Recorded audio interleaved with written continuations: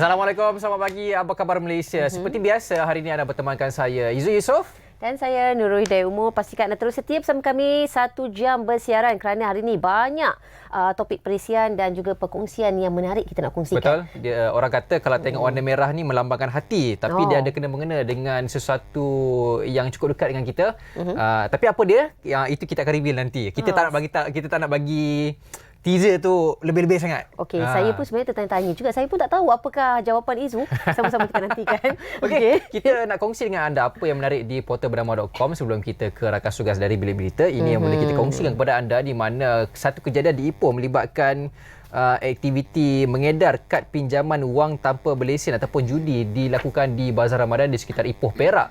Jadi itu perkara tersebut dimaklumkan Ketua Polis Perak Datuk Seri Muhammad Yusri Hassan Basri, di mana kegiatan tersebut tular menerusi satu rakaman video yang dibuat di media sosial oleh salah seorang peniaga di bazar tersebut, dan hasil daripada siasatan mendapati 3 lelaki menjalankan kegiatan menyebarkan kad perniagaan pinjaman wang tanpa lesen dan judi dalam talian telah dilakukan sejak 3 hari lalu. Ini satu aktiviti yang agak membimbangkanlah, kerana kita seolah-olah macam menggalakkan meminjam ahlong, namun dalam masa sama juga kita nak berpuasa, ini bulan yang mulia, dan bulan depan bulan ni nak raya dah. Jadi satu kegiatan yang tak baiklah sebenarnya dan perlu ditegah supaya tidak memberi mudarat kepada masyarakat kita umumnya. Ya, ini adalah antara satu aktiviti yang tidak bermoral dan sama sekali tidak patut dilakukan di bulan mulia. Dia mencemarkan bulan Ramadan kali ini.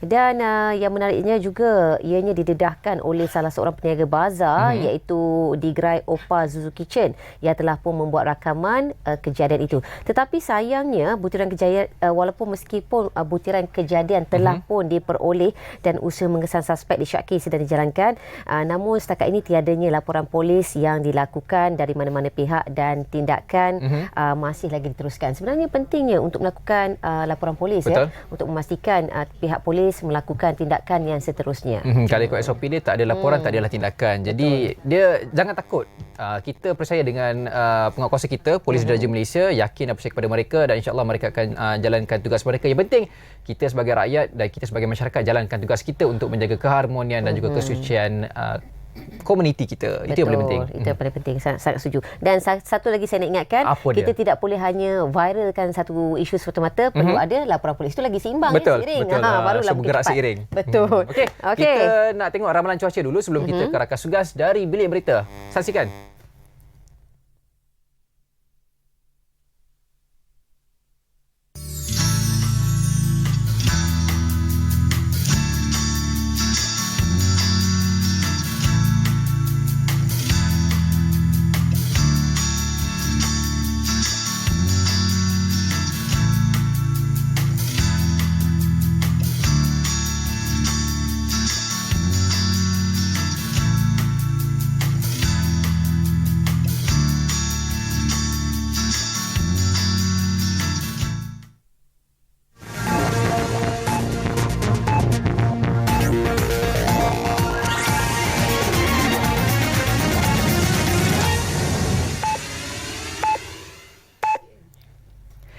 Assalamualaikum dan salam Malaysia Madani, bersama saya Nurni Samsila Osman langsung dari Bilik Berita untuk waktu ini. Baik, kita teruskan dengan laporan utama berita. Identiti 5 sekeluarga yang dihanyutkan arus deras ketika menjala ikan di saliran longkang monsun berhampiran sebatang anak sungai di Kota Perdana Seri Kembangan semalam dikenal pasti sebagai warga Indonesia. Ketua Polis Daerah Serdang ACP AA Anbalagan berkata mangsa yang ditemukan lemas ialah anak sulung pasangan itu yang berusia 10 tahun, manakala yang masih hilang ialah ibunya berusia 38 tahun dan adik perempuan bongsunya 4 tahun. Mangsa yang selamat ialah bapanya 40 tahun dan seorang lagi adik lelakinya yang berusia 9 tahun. Ketika kejadian, mereka sekeluarga ke kawasan berkenaan untuk menjala ikan bagi mendapatkan pendapatan tambahan. Namun, pada 5 petang, air deras datang dari saliran monsun berhampiran menyebabkan mereka dihanyutkan hingga ke anak sungai yang berkedalaman 1.2 meter. Bagaimanapun, lelaki itu dapat menyelamatkan diri sebelum menghubungi pihak berkuasa untuk mendapatkan pertolongan, manakala anak keduanya sempat menyelamatkan diri dengan menaiki ke sebelah kanan longkang berhampiran sebelum ditemukan orang awam pada 5.30 petang. Mayat anak sulung pasangan itu pula ditemukan 1 kilometer dari lokasi mereka terjatuh sebelum dibawa ke Hospital Serdang untuk bersiasat. Cerita tandal Abdul syukur. Kita bersama-sama berdoa lah untuk Laporan sukan jago skuash wanita negara Siva Sanggari meneruskan rentak cemerlangnya apabila berjaya melangkah ke final klasik London 2024 malam tadi. Kejayaan ini menyaksikan Siva Sanggari, pemain ranking ke-16 dunia, menjadi pemain pertama Malaysia berjaya mara ke final kejohanan bertaraf emas dalam saingan jelajah dunia Persatuan Skuash Profesional sejak kali terakhir Dato' Nicole David melakukannya pada 2015. Juara Sukan Asia 2022 itu bangkit daripada kekalahan set pertama untuk melakar kemenangan 10-12, 11-7, 11-8, 10-12, 11-9 ke atas pemain nombor 4 dunia dari Belgium, Nele Gillis, pada aksi separuh akhir yang berlangsung selama 94 minit di Alexandra Palace, London. Sebagai rekod, ini adalah kali pertama Siva Sanggari mengatasi Gillis selepas tewas dalam semua 3 pertemuan sebelum ini. Kemarin, Siva Sanggari menciptakan kejutan apabila menjadi pemain pertama yang berada di luar kelompok 10 terbaik dunia menewaskan juara dunia 7 kali El Sherbini sejak 2015 pada aksi suku akhir menerusi kemenangan 11-9, 11-9. Siva Sanggari dijadual bertemu pilihan kedua kejohanan dari Mesir, Hania El Hamami, di pentas final malam ini. Sekian dari Bilik Berita, saya Nurni Samsila Osman. Salam hormat, salam Malaysia Madani. Assalamualaikum.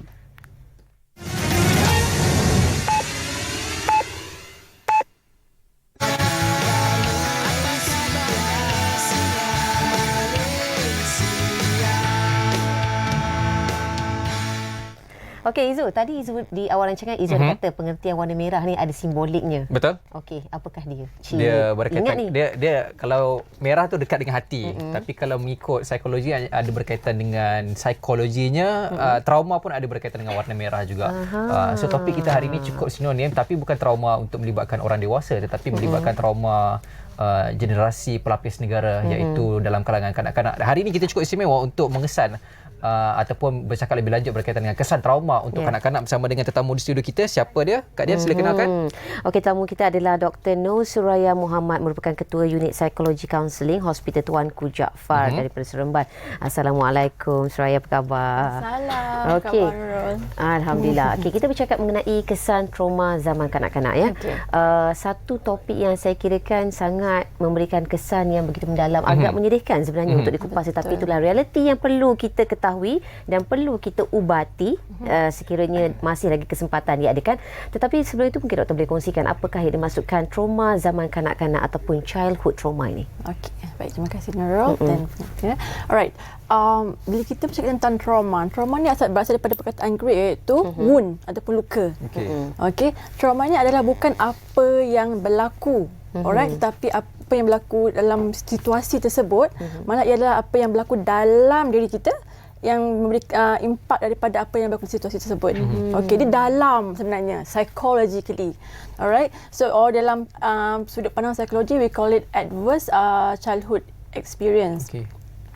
Perkara ini berlaku sebenarnya apabila terlalu lama kesan itu disimpan atau overwhelming emotion ataupun feelings yang suppress emosi seseorang itu dan membuatkan ianya menjadi kesan pada masa yang panjang, seperti you akan ada flashback, you get depressed, pergolakan emosi yang sebenarnya membawa kesan kepada perkembangan dia kanak-kanak ini di remaja, dewasa dan hingga ke tua. Right, bila kita kesan ni maksud di sini dari segi aspek cara dia berfikir, cara dia bersosial dan cara dia bertingkah laku sebagai contoh ya. Kalau pun Suraya, kalau kita tengok kesan trauma ni kita boleh bagikan kepada dua. Satu kesan fizikalnya, satu kesan kepada psikologi dan juga mentalnya. So boleh tak kalau kita katakan mereka yang ada trauma psikologi tak semestinya ada trauma mental, ataupun yang ada trauma mental tak semestinya ada trauma psikologi, ataupun dia kena dua-dua sekali? Okey. Menarik soalan tu. Soalan kata bila ada trauma tak sebenarnya kena ada mental illness. Okey. Banyak kajian dijalankan melihatkan link ataupun perkaitan antara trauma dan juga mental illness. Sebenarnya PTSD kalau pernah dengar, itu pun punca daripada trauma. Okey, kajian oleh salah seorang daripada psikologis yang very prominent, British psychologist Dr. Richard Bantle, dia melihatkan link antara childhood and also adult injuries. Injury maksud di sini adalah dari segi mental. Dia mengaitkan antara kenapa childhood trauma boleh menyebabkan penyakit mental atau masalah mental yang lain sama dengan macam mana kita merokok dan menyebabkan lung cancer. So memang tak boleh lari. Especially bila tidak ada rawatan yang dibuat. Itu I would say it's common among Malaysian because kita meletakkan benda ni, it's okay budak-budak. Itu statement yang biasa. Okay. It's okay, kadang-kadang dia tak tahu apa-apa. So kita lah yang dewasa kena memberitahu. Alright? Sebab kanak-kanak ni dia tak pernah cakap, mak saya stres, saya depressed atau saya trauma. Mereka tak ada lagi vocab itu. Alright? So kita ni kena be observant sebab kanak-kanak dia express emotion melalui tingkah laku. Okey. Adakah simptom dan tingkah laku yang untuk kita kena pasti ataupun kita nak lihat untuk mengenal pasti seseorang itu mengalami trauma? Maksud dia macam seperti mana kita nak nampak orang itu trauma. First untuk kanak-kanak, perkara yang paling obvious adalah tingkah laku seperti dia akan jadi seorang yang agresif, alright, ataupun very reserved. Kerana contohnya flashback, benda yang diingat itu akan create anxiety. So anxiety ni boleh provoke aggression. Aggression can be verbal. Perkataan yang digunakan agak kasar dan akan boleh jadi physical. Menyebabkan perkara yang menyebabkan keganasan jugalah, seperti nampak membakar rumah, memukul kawan, alright. Dan juga ada yang melibatkan secara non-verbal sebagai contoh iaitu silent treatment. Itu pun part of the aggression non-verbal juga. Alright, dan selain itu juga kita nampak kesan-kesan bila dia dewasa ni, mereka tidak speak it out loud. Mereka berada di belakang keyboard. Inilah warrior ni. Okay, you tak boleh nak say it out, tapi you cuba project your trauma into other people life. Okay, contohnya kita nampak, this person bercakap tentang trauma. Setiap orang ada pendapat tertentu tentang trauma. Okay, so kita patutnya meraihkan. Tapi people, you tak sama, you berbeza. Okay, trauma you tak sama macam atak stroke ini. Setiap orang proses trauma differently. Betul. So apa yang dilalui, apa dia proses itu dia berkongsi. Alright, tapi mereka yang unresolved trauma dalaman ni, dia boleh jadi perkara yang kita tak nampak, tapi sekali dia tikam tu, wound tu, scar tu jadi scar, dan wound tu akan berdarah kembali.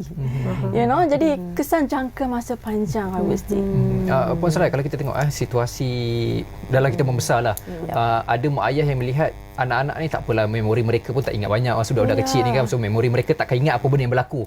So contoh macam family bergaduh, berlaku memukul dan sebagainya. So kadang-kadang benda tu diingati oleh anak-anak ni sehingga dewasa, menyebabkan mereka jadi trauma. So on-site parents sendiri, sekiranya mereka tak naklah benda-benda jadi dekat anak-anak mereka trauma sehingga dewasa, apa yang mereka boleh lakukan ataupun antara peringatan yang boleh kita berikan kepada mereka bahawa anak-anak sebenarnya memori mereka ingat memori tertentu, cuma kita tak tahu apa yang mereka ingat. Okey, terima kasih.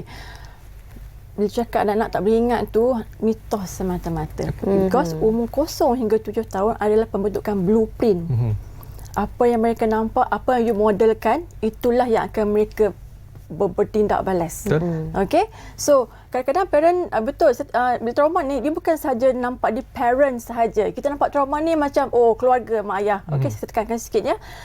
Trauma ni, atau we call it dalam on psychological level, we call it systemic trauma. Trauma dalam sistem. Saya bagi contoh, dalam culture kita, racism can cause trauma. Alright, poverty, kemiskinan can cause trauma. Okay, tersyai satu daripada kes yang saya pernah tengok kanak-kanak yang diabaikan, gelandangan. Okey, bila kita tanya dia, tak ada budak dia tak faham, dia boleh duduk mana-mana, dia boleh serba cara, dia dah biasa. Perkataan biasa itu tidak normal untuk you bercakap di kalangan kanak-kanak. Okay, bila kita interview, kita bertanya kanak-kanak ini, dia kata bila tiba waktu malam, mereka get anxious. Kerana esok dia akan tidur dan bangun pagi, benda pertama akan fikir, benda apa nak makan. Betul. Untuk mengganggu fikiran. Sebab tu kanak-kanak di gelandangan, di luar ni mereka lebih agresif kalau you nampak. Ya. Mereka boleh curi barang orang, boleh snatch macam tu sahaja sebab mereka tak ada mother father figure. Alright, orang dewasa yang boleh menjadi orang kata apa model untuk mereka. Puberty. And then dalam sistem pendidikan, sekolah, bully can cause trauma. Okay, verbal abuse dengan kawan-kawan, body shaming, alright, can cause trauma. And also in hospital setting, for example, healthcare, alright, difficult in childbirth, alright, kematian on table, for example. Okay, menyebabkan rasa takut untuk pergi hospital. Alright, bila ketakutan ni yang melampau tanpa dirawat, yang boleh membuatkan you rasa macam self-esteem you kurang, right, dia akan bawa sampai ke dewasa dan kesan dan masa panjang itu membuatkan komunikasi you, social life you dengan orang lain, especially bila nak bekerja nanti akan disukar. But you still carry the baggage alongside you, which is not healthy. It can be very toxic sebenarnya. Dan sejauh itu Puan Surai, kita nak tahu juga sejauh manakah bahayanya kesan childhood trauma ini dengan kesihatan mental. Dan kita nak tahu juga adakah trauma di zaman kanak-kanak ini turut memberi kesan risiko terhadap kesan kesihatan yang lain juga, bagaimana? Yes, alright. Seperti yang saya mention tadi kan, sebab trauma ni, the suppressed emotion can cause physical illness. Physical illness kita masukkan sini adalah yang dikaitkan dengan kejadian yang dibuat adalah seperti cancer, PTSD, depression. Sebab suppressed emotion dia akan suppress immune system kita. So badan kita akan very vulnerable to any penyakit-penyakit autoimmune sebagai contoh. Ataupun orang yang dah memang ada penyakit, ada sakit, contohnya sakit jantung. Bila you stress, ada benda yang trigger you punya life, you punya stressor, okay, you akan cepat untuk dapat sakit tu. Okay, sebab tu bila orang yang contoh sakit jantung kan, bila dia dapat tekanan, dia akan cepat diserang sakit berkenaan. Alright, so banyak kerja-kerja yang kita dapat lihat di sini juga apabila rujukan-rujukan saya terima, baca-baca yang ada depression, anxiety dan bipolar, mereka tak berlaku surface sahaja. Mungkin kita terima rujukan itu bila mereka dah dewasa. But when we explore and dig further, dia banyak the dark event yang berlaku dalam kehidupan yang mereka rasa macam, oh, itu mak kata biasa benda tu. Seperti contohnya kanak-kanak kan, yang contohnya simptom mereka ni macam bedwetting, kencing malam, nightmare, right? Oh, budak-budak kencing malam biasa. You have to dig further. Kenapa dia kencing malam? Mungkin ada satu yang berlaku di sekolah walaupun bukan di rumah. Alright, mungkin ada yang berlaku di dalam social media kita tak tahu. Alright, so perkara ini sebenarnya very, orang kata, unseen kadang-kadang. Alright, so saya sangat berharap dewasa tuan-tuan, saya tak nak daripada ibu bapa sahaja. Ibu bapa, guru-guru, orang dewasa sekeliling lebih caknakan tentang perubahan-perubahan yang berlaku kepada kanak-kanak ini. Kalau ketidakkepercayaan ibu bapa terhadap anak-anak itu sendiri, adakah boleh menyebabkan trauma juga? Very. Okay, sebab dia rasa tidak dipercayai, dia rasa kurang kasih sayang. Saya bagi contoh kan, kalau kita ni ambil anak lambat, selalu lambat, bertahun memang lambat, tapi kita ambil juga. Okey, kadang-kadang dia akan merasakan Nurul? Agaklah di situ. Okey, alright. Sebab kita kata macam tak pernah dia ambil. Itu untuk kita. Cara kita fikir kanak-kanak kita berbeza. Kita janji buat, right? Kita bagi kita that's my responsibility, ada buat. Lambat cepat lain. Kanak-kanak dia melihat perspektif lain. Saya ni bukan prioriti ke? Kenapa ayah orang lain boleh ambil awal, mak saya tak boleh? Betul. Alright, mak saya ni macam percaya sangat ke saya duduk sorang-sorang kat sekolah ni? If anything happen to me, macam mana? Saya tak selamat, insecure. Tak rasa selamat tu macam mana? So dia bagi dia nak pergi sekolah petang, nak pergi sekolah hari ni mak ambil lambat. So tak nak pergi sekolah. Dia akan berkait. Dia kurang fokus dia dekat dia belajar. Banyak benda-benda dia kurang fokus sebab mak ayah ni adalah father figure, a model. You should give a beautiful footprint atau blueprint untuk anak-anak supaya dia akan bawa sampai dia. Okey, sikit andai kata kalau mak ayah ataupun parents nak ambil anak terlambat. Contoh kata tadi hari-hari lambat. So bagi kita tak apalah asal ambil kan. Andai kata terlambat tu macam mana kita nak attract balik anak kita. So kita nak ambil balik hati dia. Okey, alright. First of all, bila dia masuk kereta, acknowledge emotion dia. Okay, and tak salah untuk mak ayah say sorry. Okay, I'm sorry I'm late. Right, how was your day? Okay, you look good today. You know, you better kenal punya emotion dia. Tadi dia rasa mak dia tak sayang dia, kenapa melambat ni tak kisah. Bila you rasa macam you say sorry, mak dia nampak, oh mak mungkin ada sebab lain. Kita ada ego pada orang dewasa. Tapi dengan anak-anak tak nampak kita ego. Okay, nampak kita sayang. Sebab kita kena faham cara pemikiran kadang-kadang kita berbeza tau. Okey, sebab kadang dia tak boleh fikir terlalu mendalam. Dia semuanya surface je. If, kalau macam nikah. So yang nak betulkan ni siapa? Orang dewasa. Ni ambil, sorry lah ibu lambat tu, dah bawa kita sampai rumah. Okey, nanti buat kerja sekolah terus macam tu. So the pattern tu macam dah tersusun macam tu. So mana elemen-elemen kasih sayang di situ? You know, the emotional touch, you know, untuk kita dengan anak-anak. Ya. Itu dia pesanan kepada ibu bapa di luar sana. Nurul, tak lambat depan ni ya. Saya kadang-kadang sebab lambat kadang-kadang saya tak ada masa nak ambil balik sekolah. Dan mungkin saya selepas ni boleh mengadakan masa untuk dia. Kadang-kadang dia tanya juga saya bila nak ambil dia balik sekolah. Dan ini pun sedikit sebanyak menjentik hati saya lah untuk menjadi seorang ibu yang lebih baik dan tidak mahu meninggalkan kesan trauma kepada anak kita sendiri. Nampak kecil kan? Nampak kecil.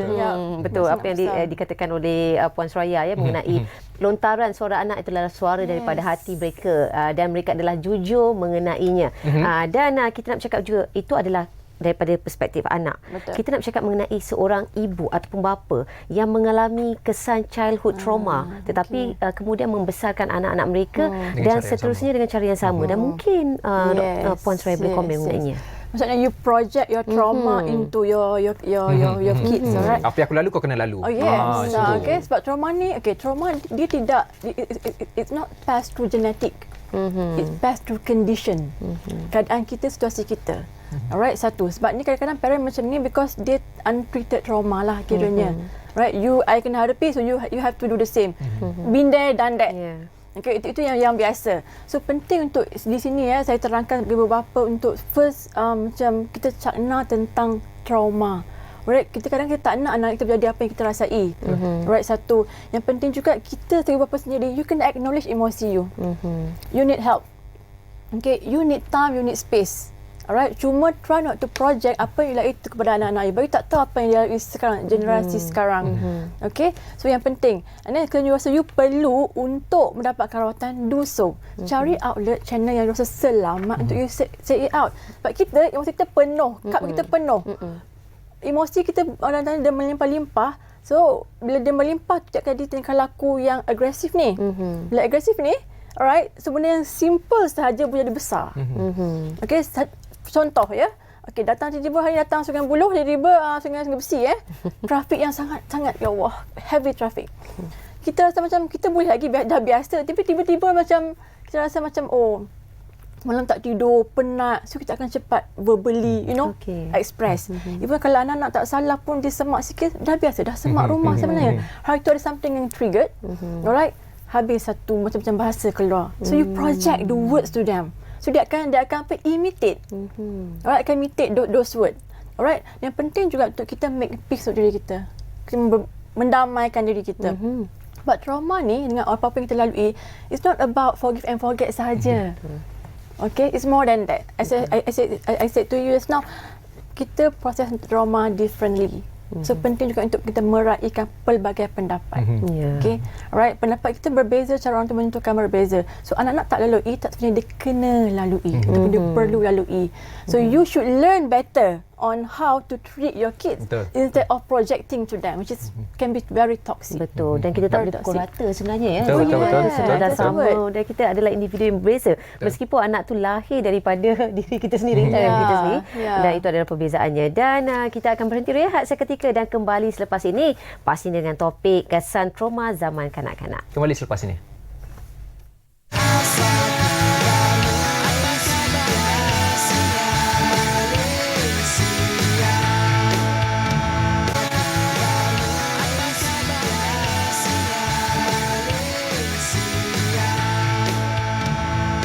Baik, bertemu kembali, masih lagi bercakap berkaitan dengan topik kita kesan trauma zaman kanak-kanak. Sikit Dr. Suraya, tadi kita banyak bercakap trauma ni dalam keadaan yang agak negatif sedikit.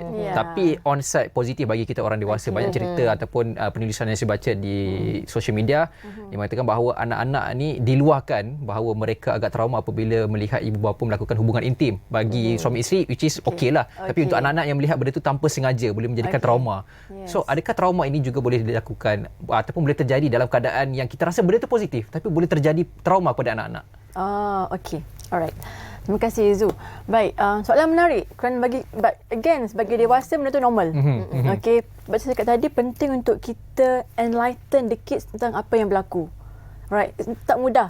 Soalan ni buat saya nak berkongsi tentang kes yang saya pernah dapat. Alright, bila dia melihat ibu bapa menjalankan hubungan intim. Alright, anak dia kata, oh mak ayah boleh buat tanpa bertanya. Alright, dan anak dia mencuba. That's happen. Dia start dengan social media. Cari. Sekarang kan semua anak-anak muda paling muda pun dah boleh Google things, mencari. Oh, menarik. Right? And then benda tu akan secara tidak langsung lead you untuk mencari more and more. And daripada you melihat, you nak mencuba. Disebut tingkah laku. Okey, sebab ibu bapa dah melihat perkara yang berlaku. Okey, anak ternampak dan sebagainya. Kadang-kadang bila anak semestinya pegang tangan ataupun pun kadang-kadang anak-anak akan nampak macam boleh ke macam tu? Alright, you kena explain. Apa batas-batasnya? Okay, kenapa mak ayah buat begitu? Right, kerana anak-anak dia perlukan penerangan. As I said just now, dia dah nampak surface sahaja. Kasih sayang dengan siapa? Siapa yang boleh, siapa yang tak? Apa batasannya? Okey, dengan cikgu pun cikgu sayang juga. Cikgu sayang sebagai anak-anak murid. Okey, kenapa cikgu tak boleh pegang-pegang kita? Apa batasnya? Supaya kanak-kanak ni dia lebih jelas tentang perkara yang berkaitan dengan relationship. Saya jujur saya cakap dalam keadaan sekarang ni penting untuk penekanan tentang pendidikan seksual. Okey, bila kita cakap pendidikan seksual ni, kenapa kita nak ajar dia? Kenapa kita nak beritahu pakai kondom dan sebagainya? Alright, protection dan sebagainya. Kita tak menggalakkan. Kita membantu untuk mengurangkan prevention. Alright, sebab I rasa it's taboo in our society apabila bercakap tentang sexual education. Trust me. Alright, kita di hospital state especially menerima kes-kes yang banyak seperti ini almost every day. Right, bila I masih as psikologi, kita dig further, kita nampak berlakunya dia how to say, keadaan keluarga yang tidak harmoni ni. Tak kurangnya komunikasi, kurangnya rasa untuk memberi pendidikan sebegitu kepada anak-anak. Oh, tak apa, cikgu ada. Kita takkan semua kat cikgu. Alright, sebab yang ada rumah sepanjang masa dengan siapa? Kita. Cikgu dah ajar, mungkin dia bertanya apa cikgu ajar hari ni. Wah, ni cikgu ajar pasal anatomi badan-badan, apa yang you faham. So kita cuba untuk tailor, masukkan sedikit apa yang kita tahu. Sebab cikgu dia hanya bagi kadang-kadang tu buku teks, tak lagi further sebab the next phase tu ibu bapa atau orang dewasa yang perlu menjelaskan kepada anak-anak ini. Itu dia. Dan adakah doktor nak tahu juga mengenai trauma di zaman kanak-kanak ini, adakah ianya boleh dirawat? Dan sekiranya ianya boleh dirawat, bagaimanakah cara rawatan yang sesuai diguna pakai? Okey. First of all, trauma ni boleh katakan sebagai toksik kepada badan, otak kita dan juga badan yang kita tak boleh lupa. Walau bagaimanapun dengan rawatan yang sepatutnya, kita boleh mengendalikan trauma itu dengan lebih baik. Cara kita komunikasi, cara kita bersosial dengan orang, cara kita berfikir, dia akan berbeza. Pertama, kena ambil tahu tentang diri sendiri. Kenapa you rasa macam ni? Kenapa masih lagi berasa berdendam? Kenapa you rasa macam benci orang? Okay, you question untuk you make sense apa yang berlaku. Bukan you persoal sampai you tak nampak jawapan dia. Okay, daripada you tanya why, cari how. Apa yang betul buat? Okay, so bila you rasa okay, I nak cakap dengan kawan, it doesn't work. Kadang-kadang cakap dengan kawan pun nak kawan, dia tak boleh nak pergi jadi neutral or transparent dengan kita. Betul. Kan? Dia macam, alah, dia kecil je. Sebab tu kita akan macam terbawa-bawa sampai kita dewasa. Seek professional help. Mungkin you can Google up, dapatkan input. Alright? Even orang luar pun dapatkan input. Kalau macam kawan-kawan yang ada trauma, orang sekalian ada trauma. Okay? Dan kalau you kurang jelas, bertanya kepada mereka yang pakar. Kalau kita ni buat definisi sendiri, buat diagnosis sendiri, which is not healthy. It can be very toxic. Okay? So, bila you nak ambil tahu, you bantu orang lain, sebenarnya bantu diri you juga. Alright, penting untuk kita meraihkan pendapat, untuk kita melihat berapa pentingnya mendapat rawatan trauma itu sendiri. Walaupun kita tak boleh ke sekadar dewasa, nothing is too late. Trauma is a process. Kita proses secara berbeza. Okay, walaupun dah dewasa, mungkin the wound, baggage tu dah banyak tau yang bawa, yang you kira tu dah berat. However, kalau you betul-betul nak membantu diri you, okay, you akan nampak keperluan yang sangat besar untuk you mendapatkan rawatan. Macam rawatan di hospital, kita ada cognitive behavioral therapy untuk kanak-kanak, terapi bermain, terapi yang lukisan, art, alright. Dan juga sekiranya berkeperluan, ada kalanya kita akan rujuk kepada psikiatri juga. Kisah kreatif biasanya akan tengok berkeperluan untuk mendapatkan ubat-ubatan ataupun tidak. Itu hanya boleh didiagnose dan diprescribe oleh doktor psikiatris sahaja. Kalau di peringkat kanak-kanak trauma ni lah, di peringkat kanak-kanak ataupun di peringkat dewasa, mana satu yang kritikal untuk dirawat ni? Okey. Bila kita dah dewasa ni boleh rawat, tapi you need very hard work dah kat situ. Sebab tu you start daripada kanak, you dah kena start. Alright. Biasa kanak-kanak yang umur 5 tahun dah berhabit trauma dan dia akan bawa sampai di sekolah. Sebab sekolah dia akan berjumpa dengan orang. So di situ kadang-kadang cikgu kaunselor kan, cikgu-cikgu sekolah dah nampak dekat anak-anak ni tingkah laku yang sangat berlainan daripada biasa. So bila cikgu beritahu dengan parent, saya harap sangat parent mengambil benda ni sebagai satu langkah ataupun keperluan untuk you do apa tu seterusnya kena buat. Sebab kalau dia kanak-kanak, otak kanak-kanak akan fully terbentuk umur 23 tahun. Alright? So bila umur 7 hingga 12 ni, fasa dia, pembentukan dia untuk macam sponge. Kalau you masuk elemen apa, dia akan cepat serap. Okay? So this is the good time for you. Bila dah remaja ni, dia dah masuk sekolah, remaja dia ada konflik dalaman. Fasa tu, dia mencari identity. Alright? Inferior complex. Di situ, kalau dia tak dapat apa yang dapat pada sekolah rendah ni, fasa ini, dia akan cari siapa? Orang luar, kawan-kawan, social media. Alright? So, sebab attachment pada usia 6 hingga 12 tahun ni tiada di rumah. Tiada yang dia dapat di tempat asal dia. Yang sepatutnya, dia akan memberi kesannya pada mereka dewasa nanti. Remaja especially. Sebab remaja dia buat sesuatu, dia nak mencuba. Kita pernah remaja kan? Kita semua pernah remaja. Orang pakai seluar kembang, kita nak pakai. Orang pakai baju sekolah dulu nak pakai singkat, nak pakai. Semua nak pakai. Kita nak ikut sebab kita nampak it's a trend. Kawan-kawan buat, nak buat juga. Alright? Jadi siapa yang akan kata tak boleh ni? Parents. Singkat sangat tudung. Kita pakai tak, nanti tak pakai dah. Kalau parent tak membentuk, so dia takkan ada mold tu, jadi anak-anak akan ikut aliran yang kita tak tahu ke mana dia nak pergi. Right. So kesan itu juga abandonment, emotion, okay, mungkin dari pemikiran tu, it can cause trauma. Mak tak pernah ajar pun, tak pernah tahu pun, so you buat perkara itu kepada mereka yang ada sekeliling you, and when you get married for example, right, kita bimbang, you akan meletakkan pengalaman itu kepada anak-anak, kepada suami. Tak perlu tak berkahwin, bila you bekerja sama. Kita boleh nampak individu-individu yang macam mana kita fikir macam kenapa dia macam tu kenapa dia macam tu. Mungkin kita boleh tukar apa yang membuatkan jadi macam tu. What cause their behaviour. Tingkah laku kita takkan jadi macam tu saja. Our mind, body and soul, tiga ni connected. Apa yang kita fikir menentukan apa yang kita lakukan. Apa yang kita sadar kita beremosi. Dan ia pun dibentuk bukan dalam tempoh sehari ya. Tidak. Untuk kesan tersebut. Pastinya dalam tempoh yang jangka masa yang panjang. Okey, dan sebelum itu mungkin doktor boleh memberikan nasihat kepada ibu bapa dan penjaga supaya bagaimanakah caranya untuk mengelakkan anak-anak ini berdepan dengan trauma zaman kanak-kanak. Kalau kita nak jaga perfect tu sempurna tu amatlah susah. Mesti akan ada tersimpang sikit. Okay, first of all yang paling penting dalam cerita cakap tadi, kena ambil tahu perubahan yang berlaku pada anak-anak. As simple as that. Okay, perubahan-perubahan dari segi sudut tingkah laku, cara dia berkomunikasi, cara dia bersosial, minat dia kepada sesuatu makin kurang ke ataupun makin meningkat. Dan dia boleh nampak secara terang-terangan. Cubalah elakkan pemikiran yang it's okay itu kanak-kanak. Cubalah elakkannya sebab kerana itu tidak it's not healthy. It can be toxic. Alright. Dan nombor 2, acknowledge the emotion. Walaupun dia tengah marah. Okay, acknowledge, I know you tengah marah. Maybe you need some time. Okay, untuk nanti I come back to you and then kita cakap balik. Nampak macam senang kan? Yeah. Alright, nampak macam boleh buat ke? Boleh buat. Cuma kita ni kadang-kadang rasa macam kadang-kadang pandai-pandai lah kau healing sendiri. Selalu macam tu. Yes, alright. Anak-anak ni, dia crave for attention. Yeah. Fasa umur nak kasih sayang, fasa umur nak orang kata apa, nak jadi crankiness.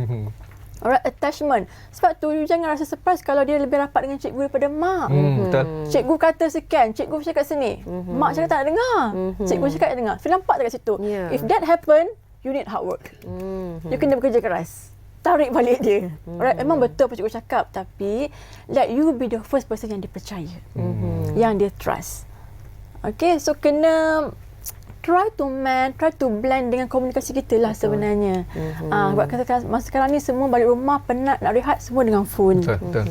semua nak tengok TV, semua nak ada. Memang kita faham penat kerja, tapi mungkin after balik kerja tu duduk kejap dalam kereta, check lah phone tu semua. Kan? Dan masa balik rumah, it's all about family. Betul. Sebab family time sekarang dah macam berkurang. Betul. Right, anak dekat tak tahu anak kat rumah tu ada ke tak. Meskipun dalam satu bumbung yang sama. Ya, you buat apa pun tak tahu. Panggil makan, minum, pergi sekolah, ada je. Tak ada orang kata face to face communication tu. Dan tak adanya memori yang untuk Yes. dikejar. Yang paling menyedihkan sebenarnya. Okey, apa pun terima kasih kita ucapkan kepada Dr. Nur Suraya Muhammad selaku Ketua Unit Psikologi Kaunseling Hospital Tunku Jaafar Seremban atas perkongsian kita dan juga terima kasih banyak sebenarnya kita belajar banyak hari ni Nurul lah. Jangan balik lambat. Itu yang paling penting. Okey, untuk anda di luar sana terima kasih kita ucapkan dan kejap lagi kita ada satu lagi topik berkaitan dengan kad raya. Kita pun menjelang hari raya. 2 minggu lagi. Zaman kanak-kanak sebenarnya. Okey. Tapi sebelum tu kita rehat dulu. Jangan ke mana-mana. Kembali selepas ini.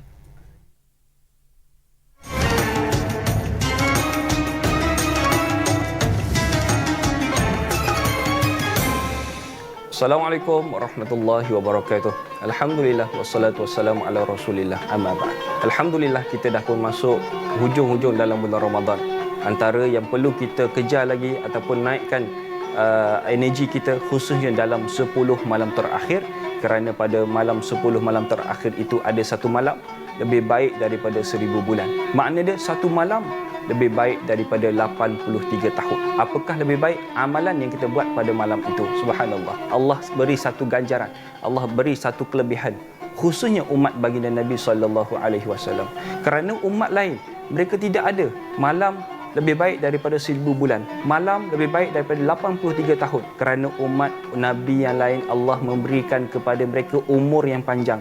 1000 tahun, 900 tahun, 800 tahun umur mereka. Tapi umur umat Nabi SAW Allah hanya beri 70, 80. Disebabkan itulah Allah janjikan kamu akan dapat satu malam lebih baik daripada 1000 bulan. Jadi apa yang perlu kita buat pada malam-malam terakhir itu? Kita tengok Imam Qatadah bila mana masuk dalam bulan Ramadan, setiap 3 hari dia akan khatam Al-Quran.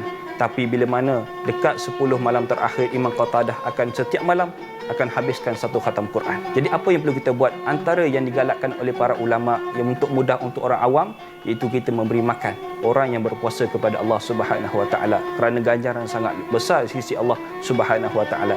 Antaranya juga perlu cari ibadah yang bila mana kita buat besar pahalanya. Seperti mana kita baca ayat ini, pahalanya seperti khatam Al-Quran. Apa dia? Antara ulama kata ketika mana kita baca surah ini, pahalanya seperti khatam sebiji Al-Quran.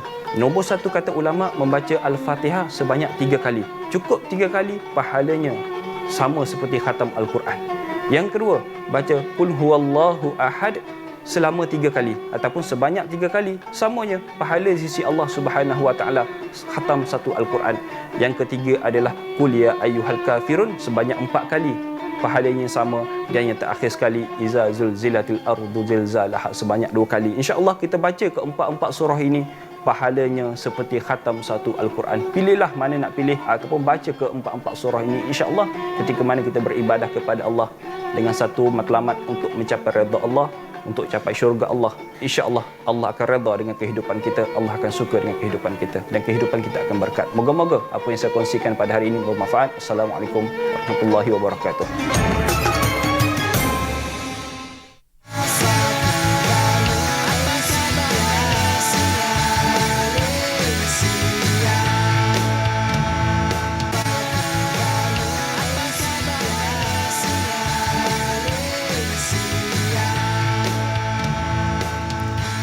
Sebulan kita dah pun berpuasa, tapi tak sampai sebulan lagi lah. Itulah dia. Kita akan menyambut Hari Raya Aidilfitri pada lebih kurang dalam 10 April macam tu. 9 April kita akan melihat anak bulan. Dan sudah pasti, kalau dulu zaman kita membesar Nurul lah, kita akan selain daripada menerima duit raya, kita akan juga menerima ucapan hari raya daripada kawan-kawan, khususnya crush di luar sana. Tapi crush dah dimiliki orang.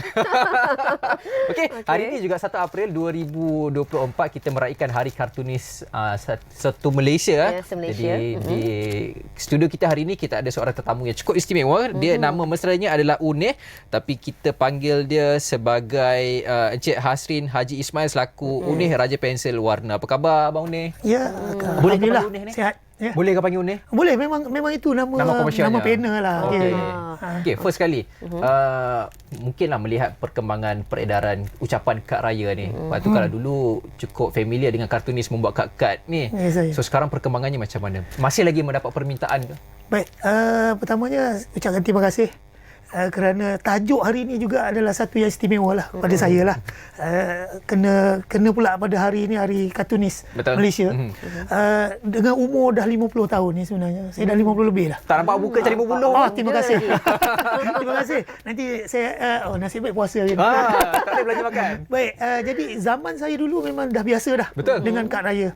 Jadi salah satu cara kita untuk menghargai persahabatan, saudara mara dan sebagainya, kita menghantar kad raya melalui pos. Cuma bila keadaan telah berubah sekarang melalui online dan sebagainya, jadi dalam bentuk fizikal tu ada sedikit cabaran lah kalau kita nak budaya tu untuk kembalikan semula. Tetapi dia tak ada masalah dengan budaya ataupun perkembangan semasa. Tapi sebenarnya kita cuba nak buat ni adalah walaupun dia dah menjadi rare ataupun dah jadi ganjil ataupun dah jadi kurang kan sekarang penggunaannya, tetapi ia menjadi satu keistimewaan pula. Jadi bila kita jarang terima dan kita dapat pula daripada seseorang berdasarkan pada itu, jadi kita rasa penghargaan tu lebih tinggi lah dibanding dulu dah biasa. Tapi bila sekarang ni dengan kurang biasa, tetapi saya melihat budaya ni tetap ada. Dia sama juga macam kita membaca buku dan sebagainya, walaupun dah ada dari segi online dan sebagainya kan, ada e-book dan sebagainya, tetapi yang fizikal ni tetap akan ada lah saya rasa.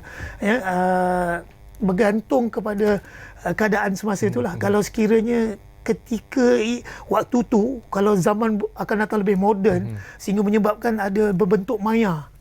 Contohlah ni kartunis selalunya dia berimajinasi.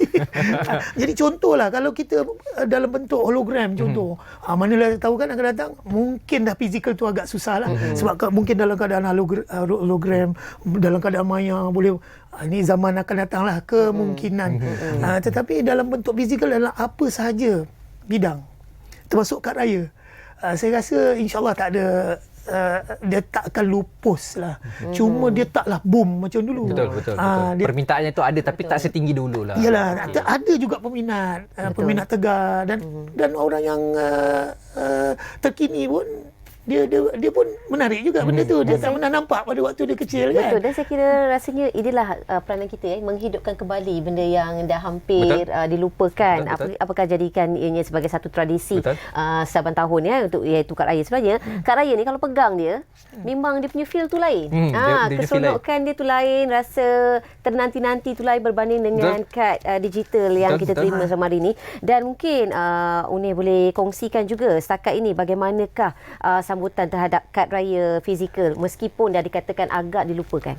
Baik, sebenarnya saya taklah memikirkan pasal perkembangan semasa, memikirkan sambutan, tetapi lebih kepada minat dan lebih kepada kita punya kejayaan lah lebih kurang. Saya melukis juga di majalah Gila-Gila. Saya juga jadi pelukis untuk beberapa majalah syarikat penerbitan. Walaupun kerja saya sebenarnya setakat ni kita pergi menjelajah di sekolah-sekolah, buat bengkel melukis warna bersama dengan Bling Book Sendia Berhad. Jadi ada 1000 sekolah. Tapi itu kejayaan yang biasa saya buat. Tetapi dalam masa yang sama, dalam mengisi masa lapang dan bila sampai Ramadan, saya akan buat tempahan, buka tempahan bentuk kad raya fizikal tapi tema kartun lah. Dan lebih kata orang lebih berbentuk kartun macam ni lah yang saya lukis ni satu-satu. Saya lukis satu persatu. Bukan print, bukan cetak, bukan jadi kalau contoh saya hari ni nak kongsikan yang mana awak pegang tu tu ada nama kat situ. Betul. Saya nak sebut nama ni sebab ini adalah edisi ke 2024. Jadi yang di sana tu namanya Cik Muhammad Taufik Harun Ikram betul? Ikram daripada Bandar Baru Bangi. Dia tempah 100 keping. Yang di tangan saya ni Cikgu Muhammad Rozi Syafi'i, pengetua SMK SS17 Subang Jaya, 80 keping. Yang ini pula rakan Ina Tisha Merikan dari Putrajaya 30 keping. Jadi tempahan saya minima dalam 10 keping lah minima. Tema mengikut saya punya hari raya. Dia orang tak boleh pilih. tajuk Selamat Hari Raya je. Itu saja, okey. Kartun saya akan buat secara rambang dan saya berikan kepada kesesuaian mengikut penempah. Kalau contohnya kalau awak seorang saya anggap pengacara, mungkin apa yang sesuai. Jadi nanti saya akan sediakan ada kamera apa semua. jadi bergantunglah. Okey. Kalau sekiranya dia seorang rockers. Jadi kita Rambut buatlah. panjang. Kita buatlah macam ni contoh kan.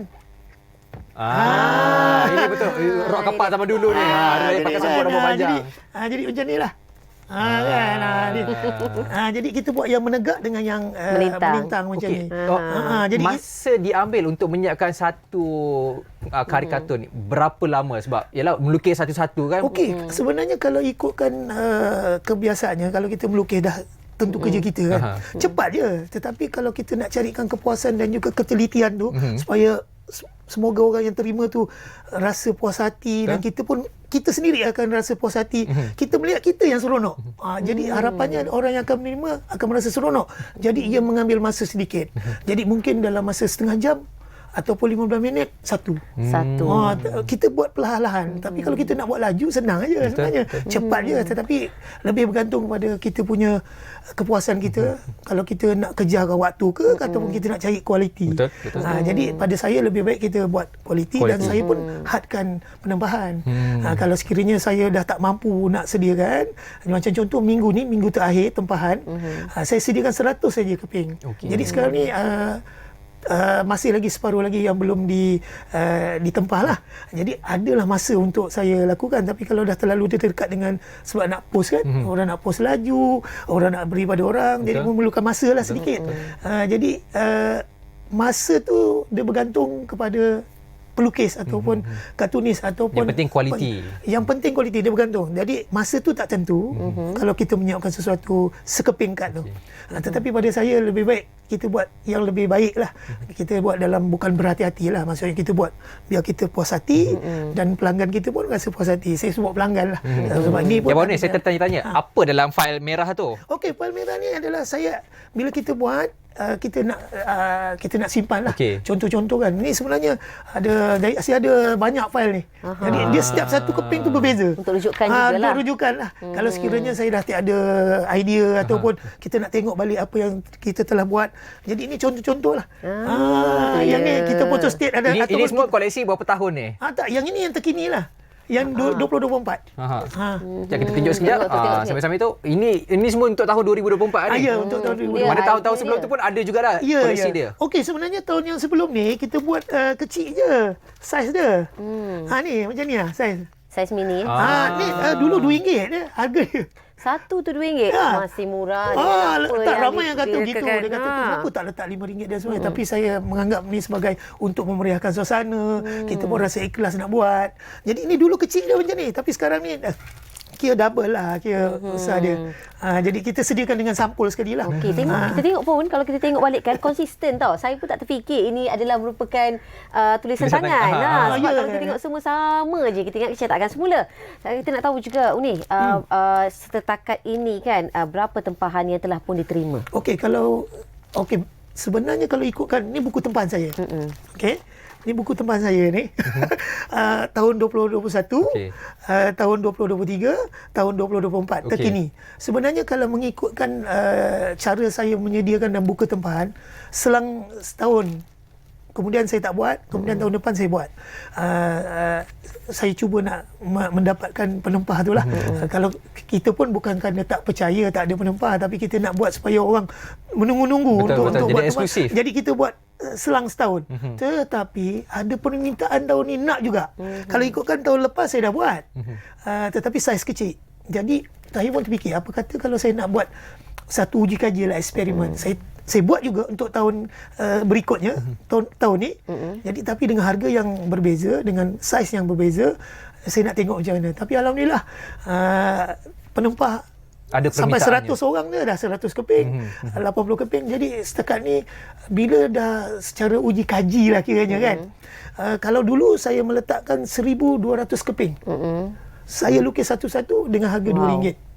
Tetapi kali ni saya tak buat sampai 1,000, tapi lebih daripada dekat hampir lah 1,000.